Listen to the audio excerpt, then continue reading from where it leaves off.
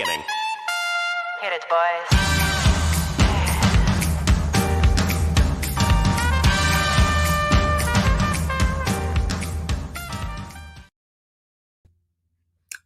Bienvenidas y bienvenidos a otro video del Club del Libro. Este va a ser en inglés. Vamos a hablar de un libro del cual estoy muy emocionada y son dos autoras, pero tenemos a una aquí. Entonces, es un tema que nos piden muchísimo, que es el síndrome del impostor. Ellas escribieron todo un libro con historias, con anécdotas, con datos, que se me hace importantísimo. Ahorita puse en Twitter y llegaron muchísimas preguntas, entonces, bueno, va a ser una charla en inglés, vamos a poner subtítulos para que todos y todas puedan escucharlo, y bueno, creo que es un tema muy interesante, es un poco enfocado a mujeres. Yo sé que somos como 98% aquí mujeres, entonces no me tengo que preocupar tanto, pero bueno, haré ciertas preguntas para hombres también, cómo pueden ayudar a mejorar esto, cómo pueden ser nuestros aliados y demás. Entonces, gracias a mi team, gracias a todos los que nos ayudaron a organizar esto, estoy muy emocionada. Así que comenzamos.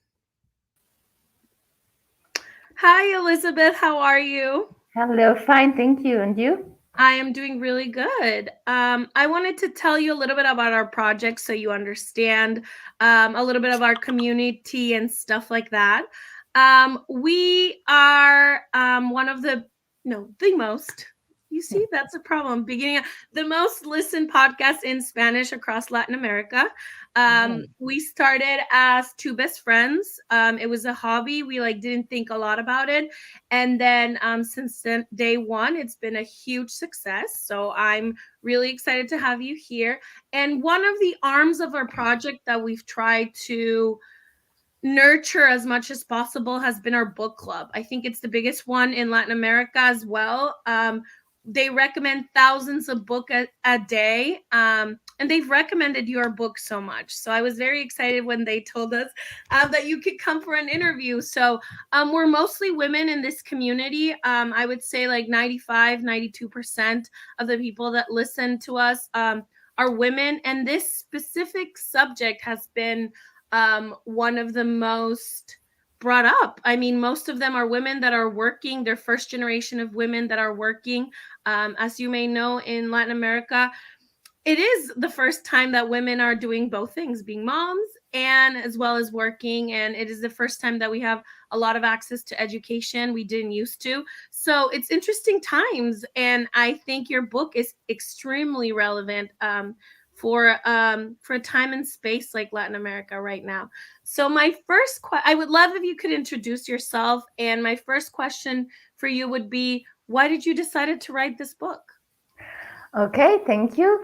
I'm delighted to be with you today. Actually, my name is Élisabeth Cadoche. I'm a writer and a journalist, and I used to make cultural documentary series for television for years. Then I moved to India for 6 years because my husband has a professional project there. And when we came back, I had to reinvent myself, So I wrote several books, a biography about Rimbaud, which is a French poet. And then I talked to my friend Anne de Montarlot, who is the co-author of the book. And we were looking for some project together because we met each other 25 years ago as we were journalists in the same program, a television program. And we were looking to work together. And then almost 4 years ago, we went in a conference, and the conferencia was an amazing woman, with diplomas, and she was beautiful and she was powerful. And at some point in her conference, she was a very big director of television. She said, "I don't feel legitimate. I think I have a bit of imposter syndrome." So I went to her and I told her, "Are you crazy? If you, who are a goddess, you feel like this, what is left for us, for humans?" Normal people. And, normal people. And she said, "I know, I can't help it." And then I was with Anne, and she left for her hotel because she lives in London. And I called her at midnight and I say, I think we have our subject, because we had that discussion a lot of times before about I don't feel legitimate. I don't have confidence. Should I date this guy? Should I do this? Should I do that? And we had a lot of friends around us, uh, especially women, who told us they didn't have the life they had dreamt of, because at one point they had to take decisions for kids or home or work or whatever. And they all felt that they didn't have the life they deserved. So I told her, let's do something on that. So we make some studies, and we happened to understand that there were a lot of books. I mean, in France at least, and in Europe, about the lack of confidence, but never from the point of view of women. And when you see the studies, it's very you have the humanity, which is composed of women, but for example in France you have or in the world you have only 24% of women in the high position in the workplace. So there is a problem. Where are they? And then we start to interview, I mean, more than 100 of women. And it's funny because we are very ashamed to talk about lack of confidence and imposter syndrome, but as soon as you start to speak To about it, dig. Uh-huh. to dig, you realize that it's our common thing. Everybody, literally every woman felt it at one point in her life. So it was very interesting, and this is the point The book. uh, of the book. Yeah. I love it. I wanted to ask you, after interviewing 100 women, I know you chose variety of women, right? Women that have been everywhere, that have different jobs, and stuff like that. What did you learn? Like, how does this start? And why is it so important to talk about it? Why, as soon as you like start digging, so much stuff comes out? Yeah, because I think it's sign of the times. It means, since 2017 and the Me Too movement, the fact that we hear at last the voices of women, uh, we start to understand a lot of things, and a lot of intimate things start to be universal. And it was the same with imposter syndrome. So I have to tell you first that imposter is not really, it's the way we called it. It was the term was invented in 1978 by two American psychologists, Pauline Rose Clance and Susan Hines, and they say imposter syndrome. But it's not a syndrome. I mean, it's not a disease. It's not psychiatric at all. It's more than a feeling of inadequacy. And what was the question? I'm No, sorry. the question is, after interviewing so many women Yeah. from all of variety, kind of like what do they have in common? And also, why is it so important that once you give them the space, they all start talking about it? Yeah, because maybe you feel, okay, I don't have confidence. It's not important. I will do that. And I talked with Anne, and she's a psychologist in London. And she told me, but you're right. All of my female patients, when they come, they don't know how to name it, but they have anxiety, they have the depression, and they don't believe in themselves, and they suffer of lack of confidence. And as soon as she put a name on it, and she said it's an imposter syndrome, it's like it's very freeing. It's like, oh, okay, so I'm not alone. And it was really the purpose of the book, to tell the women, don't feel guilty. You're not alone. We are all in the same world together. And also, after all the interview, they start to talk, because when you start to talk about your problem, it's like it's not vanishing, but if you start to understand something, you can act on it. So if you can name what you have, and if you can understand where it comes from, because it was the purpose of the book, it's why do we women we suffer from imposter syndrome more than men, because they suffer too. If we suffer more, why? And as soon as we start to understand why, okay, we can work on it, we can understand it, we can work on it, and it's okay.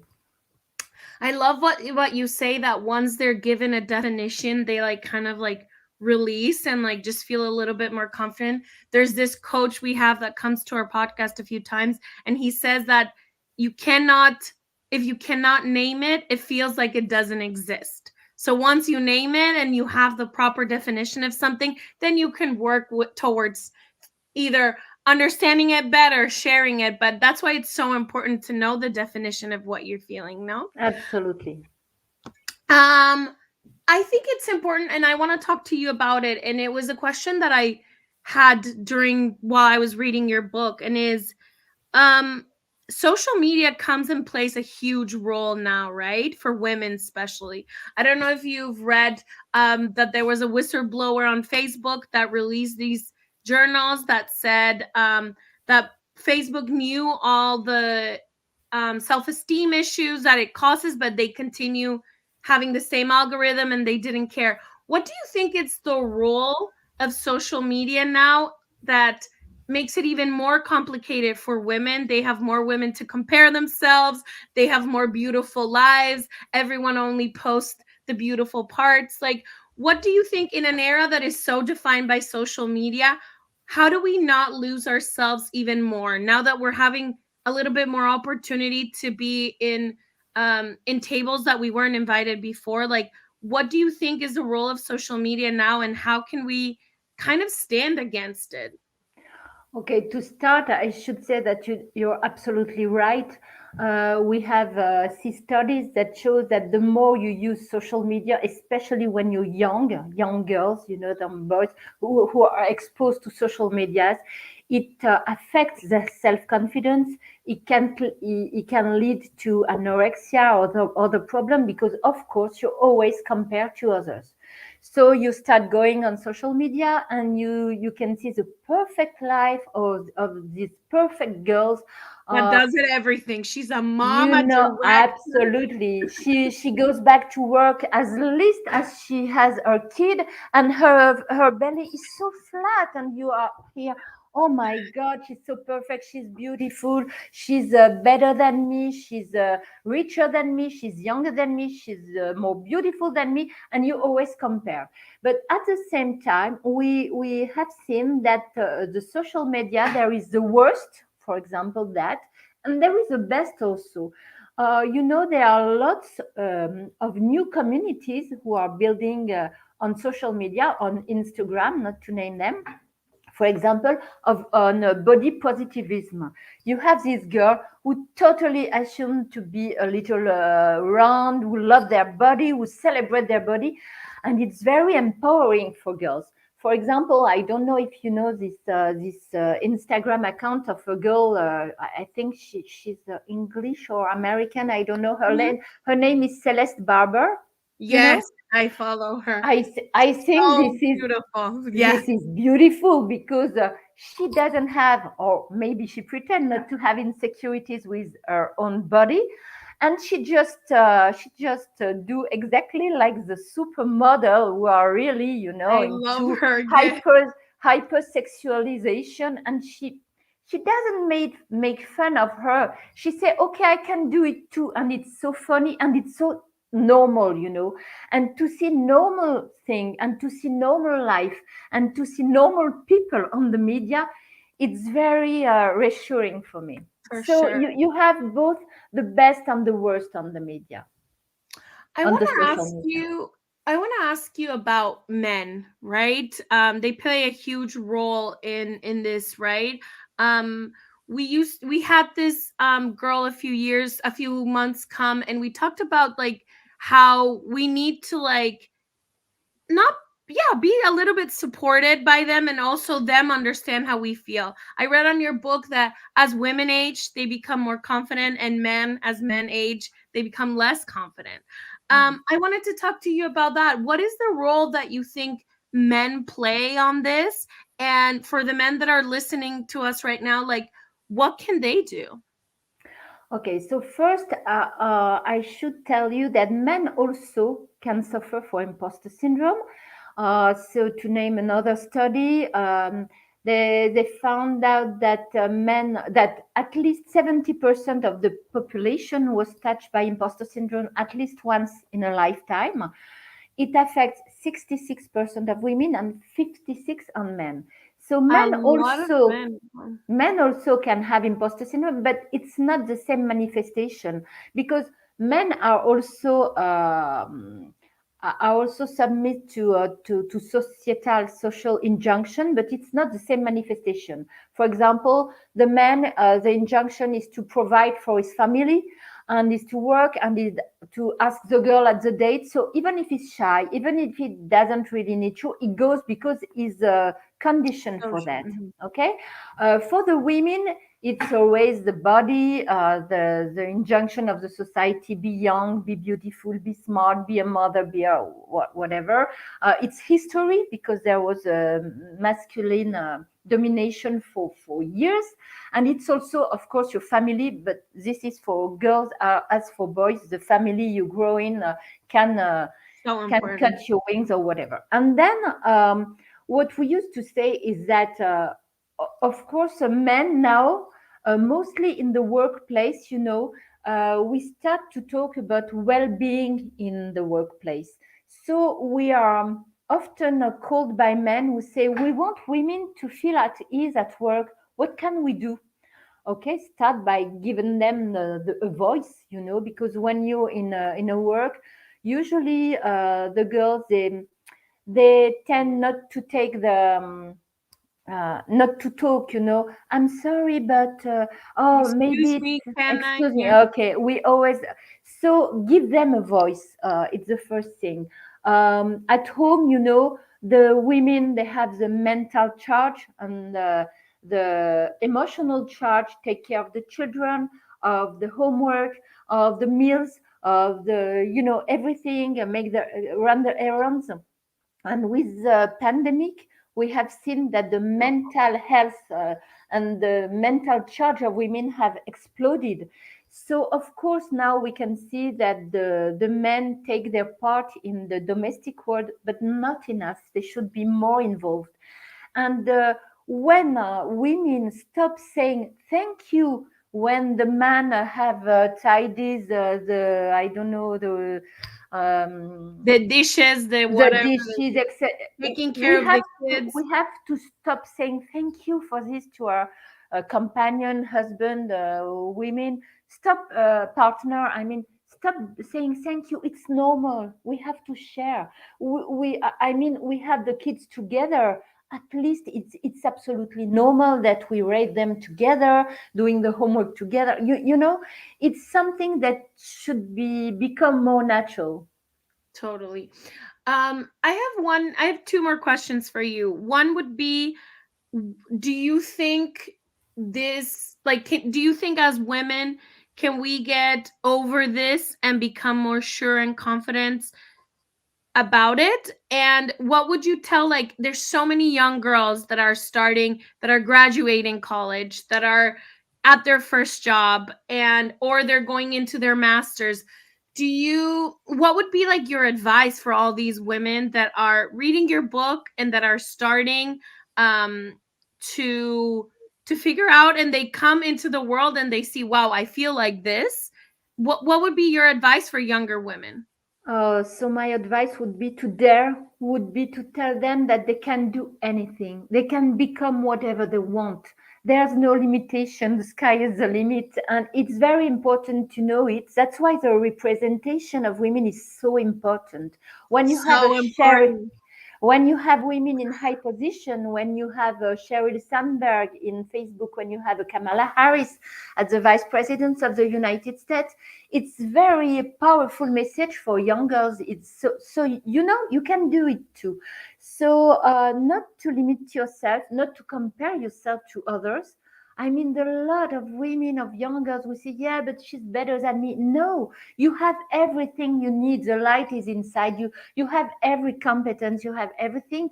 Sometimes you compare, but you shouldn't. The only person you should compare is yourself 4 years ago. Where was I 4 years ago? Where am I now? And you can measure the success and your progress and everything. But stop comparing. Go for it. Dare to go.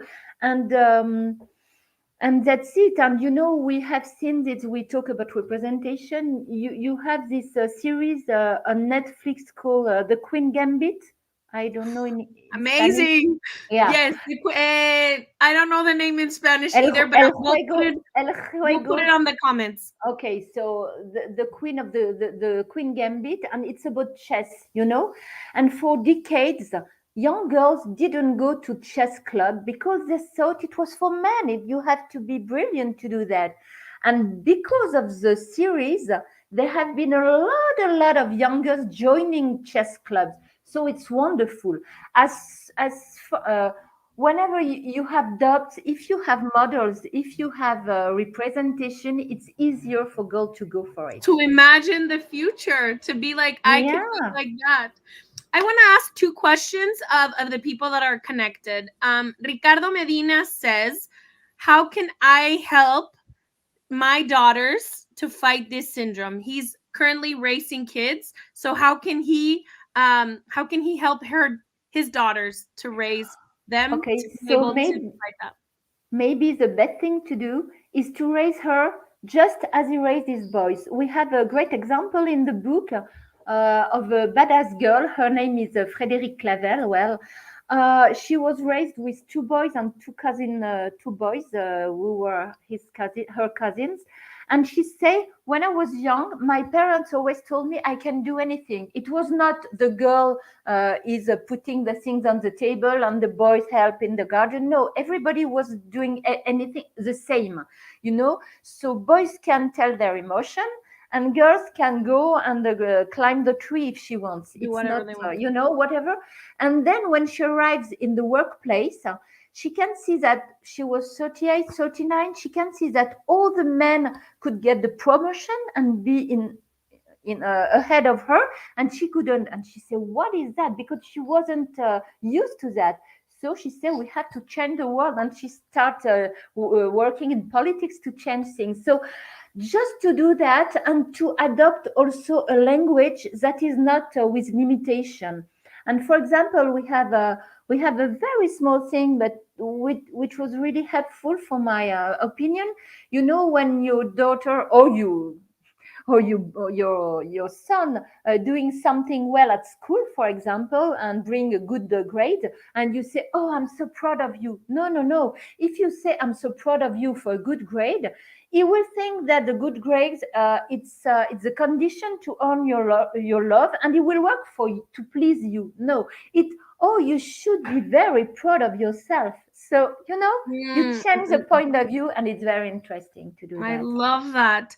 The last question I have is, how important do you think it's education as young kids to develop the syndrome or not? It's the key. I mean, it's the key when we start to investigate the subject. We have seen three origins for the syndrome of impostor. So historical, as I told you, we are the fruit of centuries of male domination. Then the societal injunction, and then the last one in the family.